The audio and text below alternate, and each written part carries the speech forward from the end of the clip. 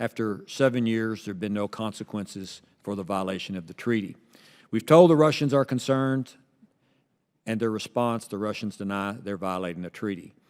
What I'd like to know is what I asked last year. What are the next steps? How are we going to convince the Russians that we do mean business, if we do mean business? What's the administration going to do to hold the Russians' feet to the fire and hold them accountable? There are some who want to go easy on the Russians in that they want to ignore this situation. I don't think that that is an appropriate response the United States should have toward the Russians and the stockpiling of these violations. So I look forward to what the witnesses have to say, to be upfront, candid, blunt about what is the strategy, what are we doing, what is the United States and our doing. And then we have the problem of two rogue nations already developing very similar weapons that we and the Russians have supposedly. So that we can learn as much as possible in the classified session. Everyone knows that Mr. Putin doesn't conduct his business in public, and why give him an advantage by displaying our deliberations. We have before us today two very distinguished public servants. I look forward to hearing their testimony, and I also hope that our colleagues will bear in mind that international relations are not black and white, particularly when it comes to Russia. And I know that our chairman is very sensitive to the issue of the RD-180 rockets, which unfortunately we depend on quite heavily for U.S. assured access to space. And it's kind of an amazing thing. Throughout the perils of the Cold War, we've always had a pretty reliable supply of those rockets. So nothing is black or white. No one is defending Mr. Putin. We know that they cheat. We're outraged by their takeover of Crimea, the invasion of Ukraine, the bombing of anti-Assad forces in Syria.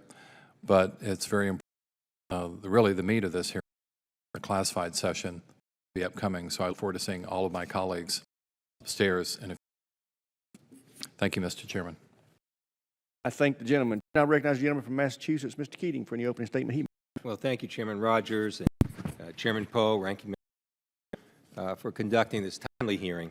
I'd also like to thank our two witnesses and submit my full testimony for the record. Without objection, so ordered. Thank you, sir. By saying that the United States did not undertake arms control and disarmament as an end to a response to the Russian invasion. Observing the INF Treaty, the United States remain in the treaty and seek to bring the Russian back into compliance. Bellicose behavior that flouts international legal norms and destabilizes the European security order. Russia is not violating the INF Treaty in isolation from its overall aggressive behavior. Therefore, the B-6112 nuclear cooperation when and if Russia is willing. These efforts will require expenditures we were not planning to make and which will be challenging under a constrained budget. But make no mistake, we will undertake these efforts. Our security and that of our NATO allies requires an effective response and comprehensive strategy. Let me conclude by reiterating that the pursuit of strategic stability remains in the interest of both the United States and Russia, and we hope Russia will remember why the Soviet Union signed the treaty in the first place.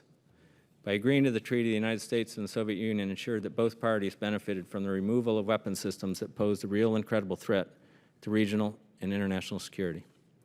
We appreciate the attention of the Congress to these issues, and we will keep you informed of developments. Thank you again for the opportunity to be here. I thank both the witnesses, and I'll recognize myself now for the first series of questions. Ms. Gottmil, I was just listening to your opening statement, and you made the point that you didn't realize that Russia was violating the INF Treaty until 2011. I'm looking at an interview you did with the Denver Post 2 weeks ago on the 13th. It was published of November, and you stated Russia tested starting in 2008 a ground-launched cruise missile that flies to ranges banned by the treaty, and then you go and explain what a ban means. If you didn't know until 2011, how do we reconcile that statement in the Denver Post with what you testified a few minutes ago?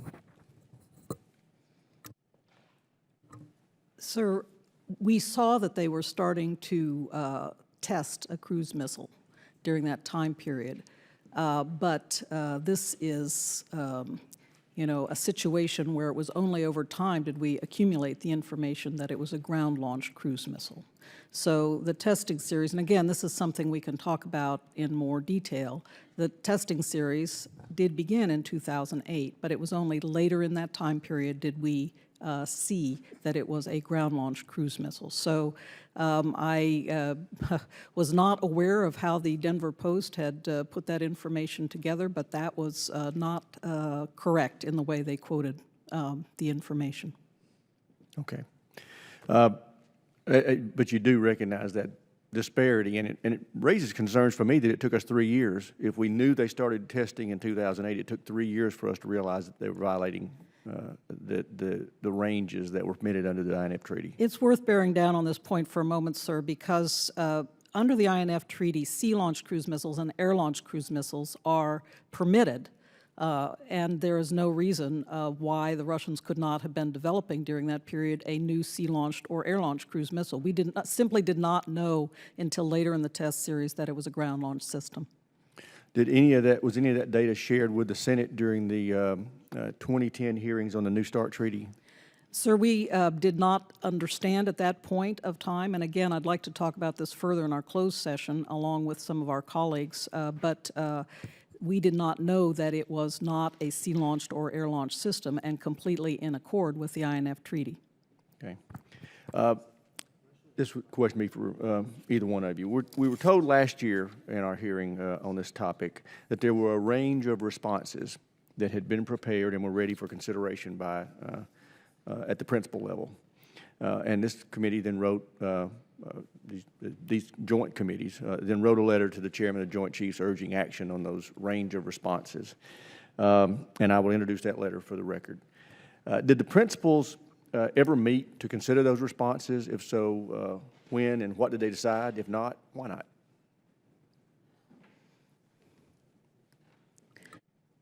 I'll start. I will say that we have had a series of interagency meetings on this matter up to the senior level of principals, so it hasn't been a single event by any means, and I will turn to Mr. McEwen to pick up on what's next. Mr. Chairman, some of the things I described in my opening statement are decisions and responses that we are undertaking. I can say more in closed sessions about a couple of specific matters that involve the NATO alliance that are also decisions of the government. Okay. Well, I won't belabor that in open session because I do want to pursue it in closed session, and my guess is you're going to tell me you couldn't say it anyway. So, but I am interested in knowing exactly how you're proceeding and when you're going to proceed, and if we need to do any reprogramming in FY16 or 17 to accommodate those measures. Well, part of what I should underscore, Mr. Chairman, from my opening statement is, as we looked at the INF issue, we were also confronting the broader Russia challenge and how to respond to it, and didn't think it was appropriate to respond just specifically to the possibility of a new ground-launched cruise missile in Europe, but a broader challenge to European security. So many of the things I outlined are part of a response to broader Russian behavior, including the INF violation. See, that's my fear, is that this set of responses that have been prepared a year ago for consideration are now going to just blend into the new challenges that we have to face, and we're going to get no action on the violations of the INF Treaty. That is a long-standing violation that needs an appropriate response by this nation, and it should not be impeded or blended in to any other concerns that we're having with Russia's new activity. Let me ask this, Ms. Gottmiller, is it in America's interest to continue to unilaterally comply with the INF and these other treaties when Russia is not doing so? Sir, we judge this treaty to be in our national security interests, and I should say, sir, that this is not a bilateral treaty. All of the successor states of the Soviet Union are also signatories of this treaty, so it is a significant treaty sustaining stability in Eurasia, we judge, and our partners in Asia and in Europe judge it to be in their national security interests as well. So I will say that, and by the way, we judge that Russia in some ways has had it. Out there in the world, you've got probably some rogue countries like North Korea, Iran, Pakistan, and then you have the Chinese who are not bound by this treaty or and therefore they do pose a threat of short warning attacks on important targets. That's a very great concern for our allies in both Europe and Asia, and for that reason we continue to believe that it's important to sustain this ban on the treaty with regard to the Russian Federation. Now, I will note that we have other means of responding to intermediate range nuclear missiles being developed elsewhere, or conventional missiles for that matter, and I'll turn to Mr. McEwen now. Well, I don't know if I understood your answer. Does that concern us that these types of missiles, North Korea could send them to South Korea, Pakistan could send them to India, China could send them to Russia? I mean, there's all different scenarios on the short range capability of these missiles. Does that fact alone concern us as a nation? Mr. McEwen, you can answer it. Mr. Chairman, if I could first address part of your question, which is the INF Treaty only bans a type of missile, a ground-launched cruise missile and associated launcher. It doesn't ban the number of other types of missiles, and we have an ample supply of sea-launched and air-launched conventional cruise missiles in our inventory. So we're not limited in any respect from those capabilities.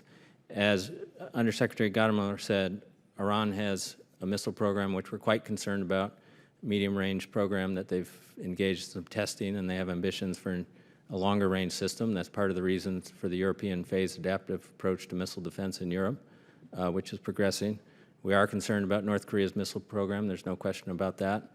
It's why we made some of the investments we've made in the homeland missile defense in the last few years. I'm not suggesting that we should get out of the treaty. I'm just suggesting that we are bound by a treaty to limit certain types of missiles. Russia is the only other country, and the former Soviet republics are the only other entities that are bound by this. Other nations are not. That was my question. And does that concern us as a nation? Sir, as a matter of our ability to protect the United States and our allies, as I noted in the statement, the Russian capability does pose a threat, but it continues to be our view in the department that we have sufficient capability to meet our defense requirements at present. How about our allies, like South Korea?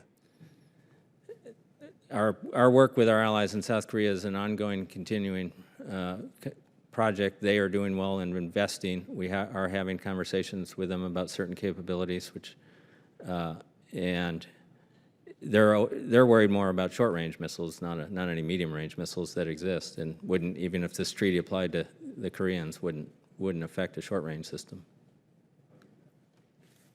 Chair now recognizes Mr. Cooper for any questions he may have.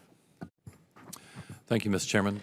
Ms. Gottmuller, I believe in your testimony you said that there was a 5-year lapse in reporting that the State Department had to Congress. There was no reports between 2005 and 2010, but then reporting was resumed.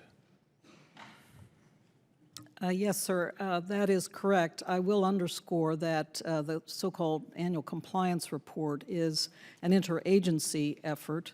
It's not just the Department of State that carries it out. The Department of State is responsible for leading the effort, but there was a period between 2005 and 2010 when it was not published on an annual basis. Mm-hmm. But since 2010, the reports have been made annually. Yes, that is correct. Mm-hmm.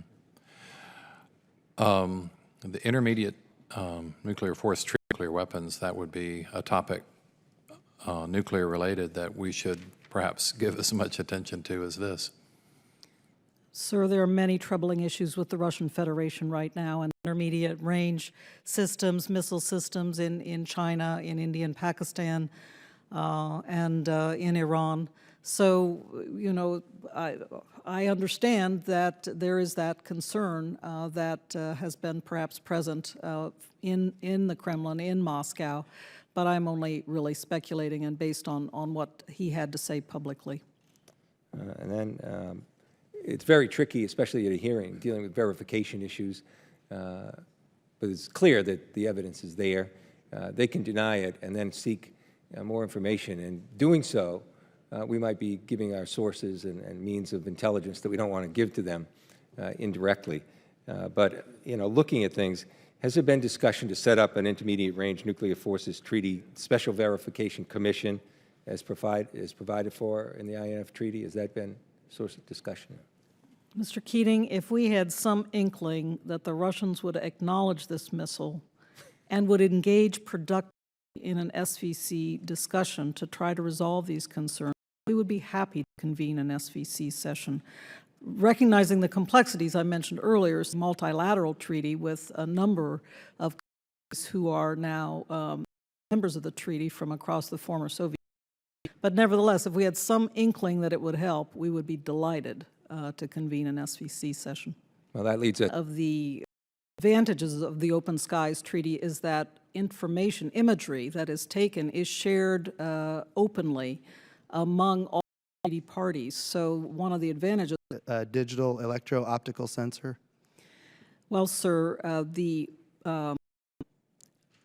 digital sensors that are permitted under the Open Skies Treaty are taken by any plane flying by any party over any territory, is that all parties have it available to them. And for that reason, we know here at Russia does not obtain a significant military advantage from its INF violation.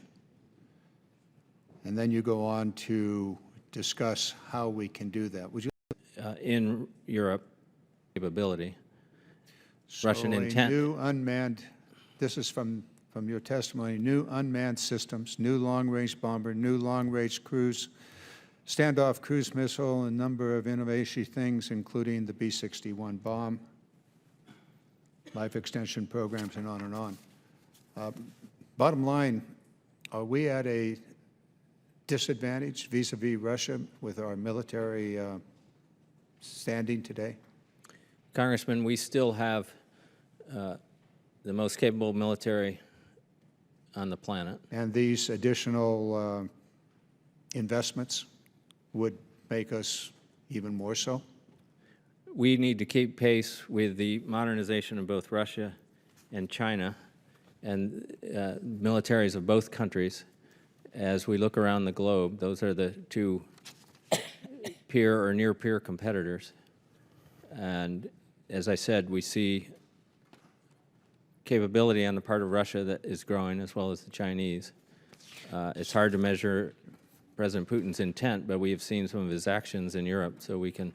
There's an interesting line in one of your testimonies, I'll ask this question to both of you, that Russia thinks that we have violated the INF. Could you quickly tell us what Russia thinks we have done that violates it? Yes, when we met with them in Moscow a year ago, September, we went through this in some detail. A couple of things that they raised. One, they complain about our armed, unmanned aerial vehicles, saying that they violate the terms of the treaty. Secondly, they claim that our Aegis Ashore capability, which we're putting in place under the European phased adaptive approach. That would be both to Romania and Poland? The one in Romania is essentially nearing completion and will reach operational capability later this year and IOC next year. And then Poland is a couple years away. That's an anti-missile system. How can that be considered to be anything but? Their claim, which we have rebutted, is that it's simply a Tomahawk cruise missile system set off that's not on a ship but is on land and can be postured to fire cruise missiles. Are they right? In their direction. They're not right. Why? It doesn't have all the same capabilities and fire control system that you see on a Tomahawk set up on a Navy ship. How long did it take Ronald Reagan to get the ABM, get Russia back in compliance with the ABM?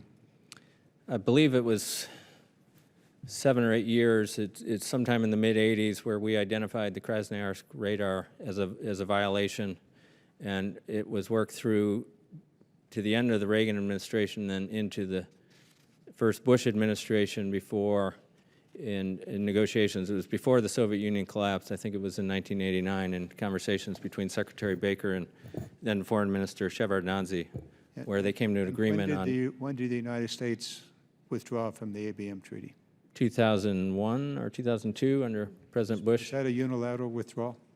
It was, yes, sir. Thank you. Yield back. Chair now recognizes Mr. Perry for any questions he may have. Thank you, Mr. Chairman. Ms. Gottmiller, or Secretary Gottmiller, about a year ago, as I recall, we had a very similar hearing to this one. And you enumerated, and through the course of the conversation, we came to an understanding of the alleged violations. And I think at that time we kind of realized or kind of confirmed that it took years. I mean, administration knew years past at that point that the violations had been made, but we hadn't been made aware of them. And at that time, I asked you very specifically what was going to be done, what was the panoply of options that might be available to us. And I think we reserved that for an executive session. But I'm wondering at this point, because it's also my understanding that by now the chairman of the Joint Chiefs has offered a series of options to remedy the situation, to bring Russia back into compliance. Is there any plan to implement any of them? And if there is a plan, is it available to be heard in open session? Well, Congressman, I've laid out in my opening statement our overall response to Russia's behavior, including its INF violation. There's more that I can say in closed session about some measures we are going to undertake in partnership with our NATO allies. Is there a plan to implement it, though? Is there? I know there are options, but is there a plan to implement it with a timeline? The administration seems to be happy to give our adversaries timelines when we'll withdraw from countries and combat, et cetera. Is there a timeline when Russia can expect implementation of this plan? Sir, there's a number of capabilities that we're investing in, some of which were already on the books, some of which will be new in the or increased in the FY17 budget and built into the future years defense program.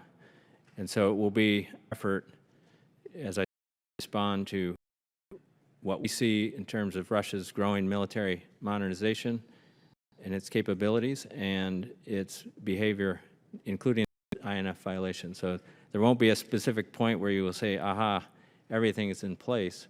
We're working to counter what we see as the threat posed by Russia's activities, including the INF violation, including the Open Skies Treaty. But Destruction, elimination of its chemical weapons arsenal. Where they're not good partners, what are we doing about that? Where they are not good partners, in my world, we are continuing to make sure that they are aware that they must come back into compliance with the INF Treaty specifically, that is in their interest as well as for the rest of the international community. In the case of the CFE Treaty, we actually took countermeasures inside the treaty context and ceased implementing the treaty with regard to the Russian Federation. But again, the CFE Treaty, the Conventional Forces in Europe Treaty, brings a lot of predictability and mutual confidence to other partners and signatories of the treaty, especially during this period of crisis, not only in Ukraine, but in other places such as Georgia and so forth. So it is helpful to continue to ensure that information is flowing, that inspections take place, and notifications of activities are flowing. Thank you. I yield back.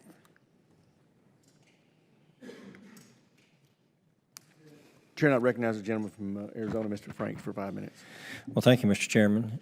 Thank you both for being here. Ms. Gottmiller, I understand that Ambassador Thomas Graham has suggested publicly that the administration is looking to circumvent the Constitution and allow or actually pursue a prohibition of nuclear testing through a UN Security Council resolution. I obviously would recoil at any Security Council dictating American defense policy.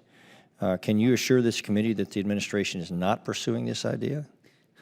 Sir, I have been in constant battle with our NGO colleagues over this issue. We do not agree with this notion. All right. Well, I appreciate that. And you're assuring me that that's not being pursued? Correct. Okay, that's good. See, answers can happen.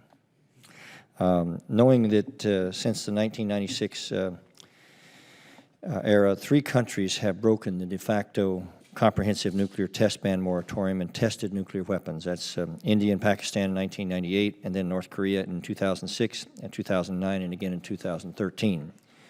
Your compliance report this year states that each state with a testing moratorium complied with it in 2014. So is it, in other words, is it correct now to state that no state last year conducted a nuclear weapons test that produced a nuclear yield? Sir, within this century, the only state that has tested nuclear weapons is, that in a way that produced a nuclear yield, is North Korea. So since the beginning of... So you're saying India and Pakistan in 1998, that did not occur? No, sir, since 2000 is what I'm saying. Oh, I'm sorry. The only state that has tested to nuclear yield is North Korea. And so no state last year conducted any nuclear yield test or any test that resulted in a nuclear yield? Correct. All right. Well, listen, that's all the questions I have, and I thank you, Mr. Chairman. I yield back. Chair, I recognize Mr. Fleming for any questions he may have. Thank you, Mr. Chairman. For both of our panelists today, I would like to ask this question. You both mentioned in your testimony that the administration continues to reiterate to Russia its need to come into compliance with the INF treaty. Do you have any specific details of actions taken by Russia to suggest that Russia actually intends to come into compliance with the INF, that the administration's urgings are having any effect? Is that the Russian Federation claims that it is in full compliance with the treaty. It does not acknowledge this violation that we have regularly expressed grave concerns to it about. It does not acknowledge the missile, the ground-launched cruise missile. So this is a topic that, if you are interested in, deserves a separate briefing. But when we're looking across the range of sanctions undertaken with the EU, it's not only the oil and gas sector, it's manufacturing, it's a D is examining a range of military options. Going to pursue in Europe. Okay, so if the administration's urgings to Russia regarding INF compliance are not changing Russian behavior, we see that it may have some effect on their economy, but not their behavior. And in fact, Russia's behavior may be moving in the opposite direction. Why is the administration delaying other economic and military lines of effort that would actually have an effect on the diplomatic line of effort? For either one or both? Well, sir, I don't think we are delaying implementation of military measures, and we can talk about that in the closed session.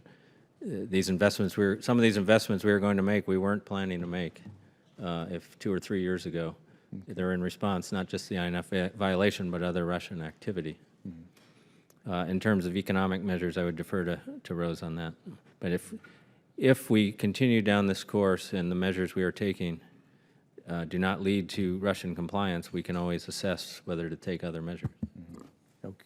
If I may just very quickly comment, sir, in addition to the points that Mr. McEwen has made about denying Russia any significant military advantage if it persists in its violation of the INF Treaty, so that's at the top of the list, but nevertheless, I do believe that it is important to back diplomacy up with strong action in these other areas. Okay, thank you. Mr. McKeon, I want to clarify something, or get clarification on something you just talked about. You're not just required to present a report. Aren't you supposed to start carrying out the responses under 1243? Mr. Chairman, I will defer to you on what your language says because I've not studied it closely, so I will get back and read it when I get back to the department. I'm generally aware of a list of requirements that you put into the new NDAA, but I will confess I've not read them closely. Thank you. Chair, I recognize Mr. Turner for any questions he may have for 5 minutes. Thank you, Mr. Chairman. Ms. Gottmiller, you were very, very prepared with the question from the ranking member as to how many times you've been here, and I appreciated the quantification of the number of times that you've, and people from your office, as you've said, made themselves available. But I think what you understand is it's not how many times you appear before us, it's what you say. And on the what you say, there's 2 categories that are important to us. One, action. That's one. What most of our questions to both of you today have been, what are we doing and what is going to happen as a result of the change in the circumstances in the world or what our non-allies, what Russia is doing. The second is information. It's what do you tell us? If you come before us and you're not telling us the whole story, then it doesn't matter if you're here 170 times. If we don't get the whole story, it's a worthless exchange of dialogue between us. Now, we all know that there's considerable consternation between this administration and this committee on the fact that the administration knew in intelligence information of Russia's violation in 2008 of the INF Treaty and waited till 2014 to announce the violation publicly.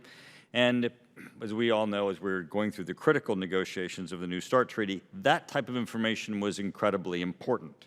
So, action and information. So, my first question is about information.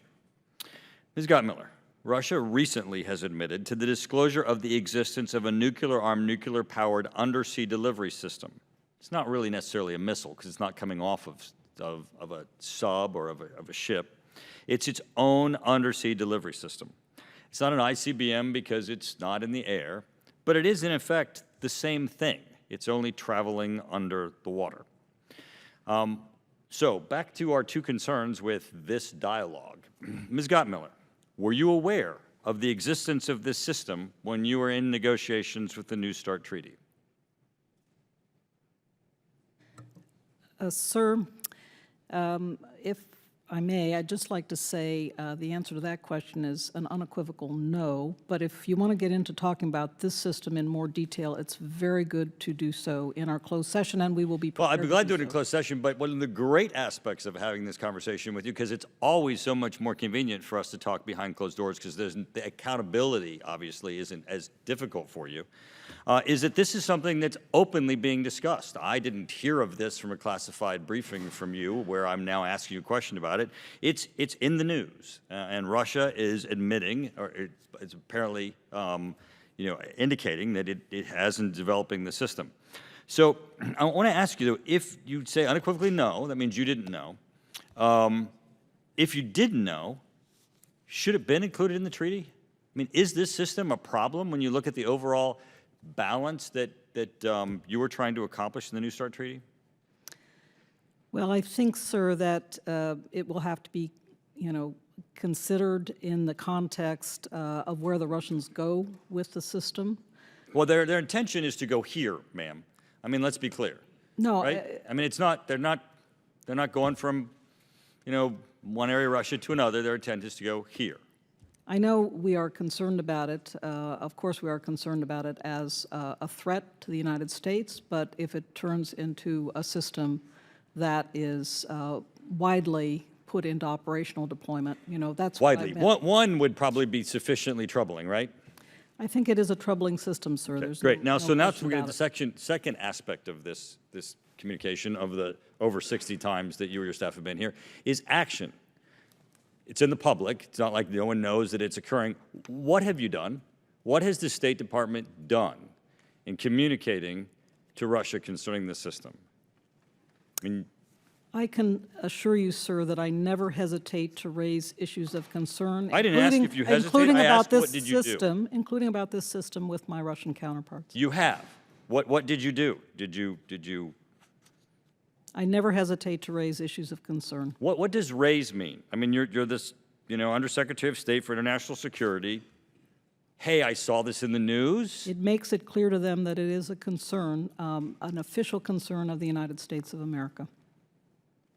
I think you probably didn't need to tell them that. I think they probably understood it was a concern. Did you tell them anything else about what our official policy was, what action the United States might be taking, what consequences would occur as a result of this being a threat to the United States? I'll be very happy to talk to you more about this, sir, in closed session. I'm looking forward to that. Thank you. Chair now recognizes the gentleman from Colorado, Mr. Lamborn, for 5 minutes. Thank you, Mr. Chairman, and thank both the chairmen for having this hearing. Thank you both for being here. I want to dwell a little bit more on what we knew about the INF Russia violating the INF treaty before 2011. That you said just now that That's when you knew for sure that they were in violation. But you had suspicions before 2011, didn't you? No, sir. As I said, the system could be sea-launched, air-launched. And it is perhaps worthwhile to say that starting in 2011, we had the opportunity to talk to the Hill about it, but we have never, ever kept any information back about this system at all. And I want to assure these two committees of that matter. We have been very upfront and come up here repeatedly to inform you when we knew about this system being not in compliance with the INF Treaty.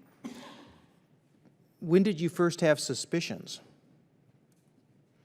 Sir, I have said it was the end of 2011 when we first had indications that this missile was a missile of concern.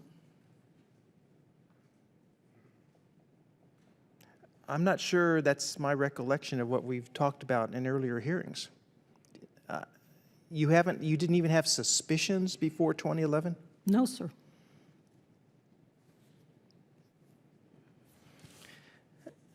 Let me visit another subject here.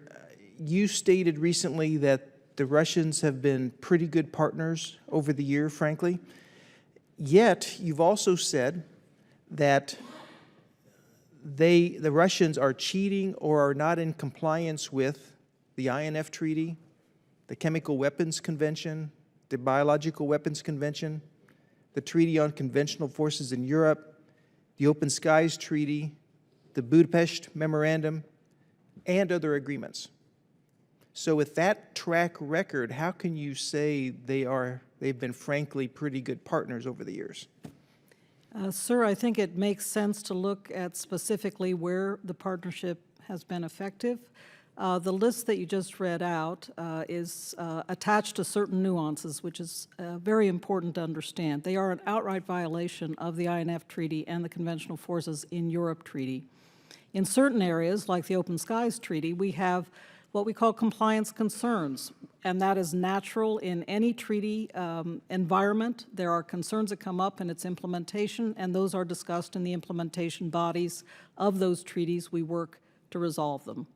And so that's why there are some differences here. In the case of the Chemical Weapons Convention and the Biological Weapons Convention, actually, we have never been able to confirm the Soviet-era holdings. They've never provided us information on that. But it's in that context I said that they have been a good partner in the Chemical Weapons Convention.